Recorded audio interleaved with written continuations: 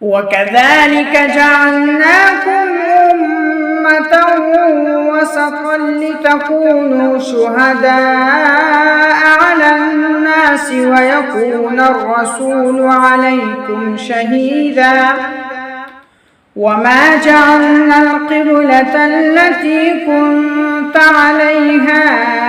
إلا لنعلم من يتبع الرسول ممن